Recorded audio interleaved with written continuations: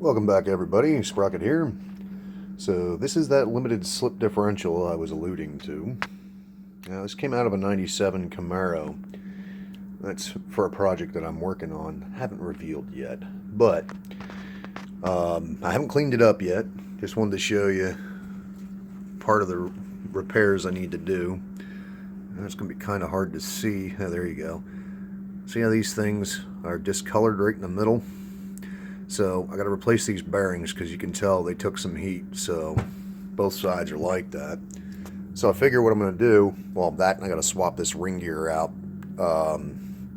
That's going to be the wrong gear for what's in the car. So I'm going to pull the ring gear off of the one that's in the car and put this one, and remove this one and put the one that's in the car onto this carrier, this whole assembly.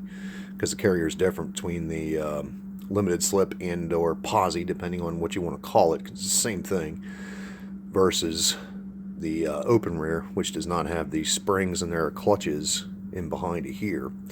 So there's a lot of tension on these springs. I've never taken one of these things apart, so gonna see what it looks like inside before I say, yep, let's put it in the car. Plus I'm going to take it apart, clean it up, and if I need to replace these clutches on either end, I want to do that before I go to put it in the car, so that way once I put it in, I ain't got to mess with it again. So I'll bring it back and show you more in a little bit.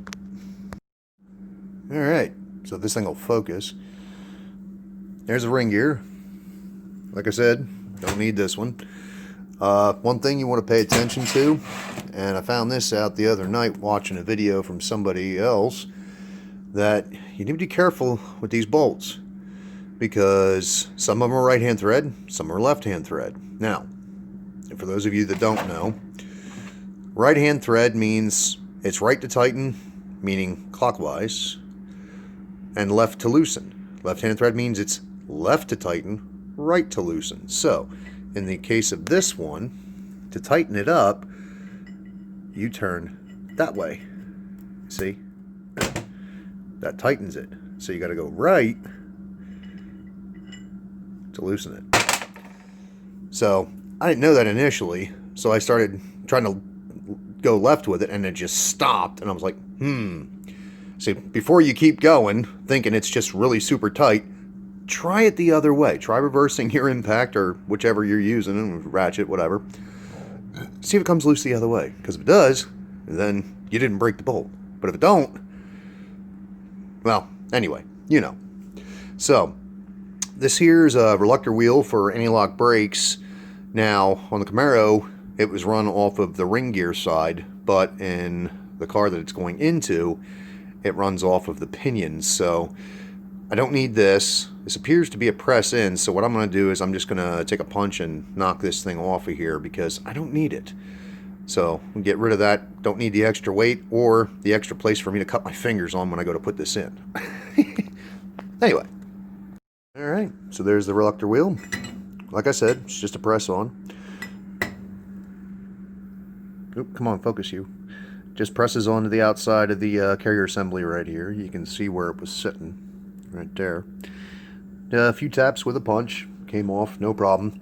Now, if I were to go to put that back on, I'm sure there is a specific area that it has to sit on here. But I'm not worried about it because I ain't putting it back on. Because like I said, I don't need that. So, those are for the scrap pile.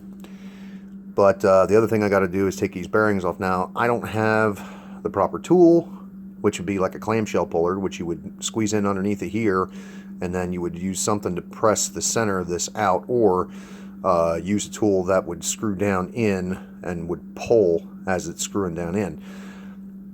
I don't have that, so what we're going to end up doing is just cutting the cage off here on this bearing, and then cutting the inner race as best we can, and use a chisel to break the rest of the race, hopefully without scarring the actual carrier inside here. But that's going to be for another day. That's all I had time to do today. But yeah, again, careful with those bolts. They could be right hand thread or left hand. And then once you get that far, now you want to use, if you're wanting to save this stuff, you'd want to use like a brass punch, not a steel one like I did. But I'm not saving this, so I didn't care. So I'll use a steel punch to get it out of there. Now, when I go to put the new one in, I am not going to be using steel to hammer it in because I have to, once I get this thing set, well, here, let me flip this over so you can see. Now, well, maybe you can see. Right here, it's kind of a press fit where that ring gear slides onto this little step right here. So right there, that's why you have to tap it loose. So what you do, and I'll show you this when I go to put the other one back on it, is you slide this into place, get a couple of bolts started so that way it's lined up where it needs to be, and then what you have to do then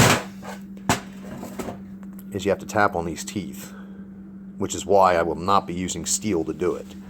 So that's why I said to reinstall the other one, I'm going to have to, yeah, you know, I already said it. But next time we do anything with this, it's going to be removing the bearings and then gutting it. And those springs are under a lot of tension, so I got to figure out how to get those out without them flying across the garage. Anyhow, that's it for now. Have a good one.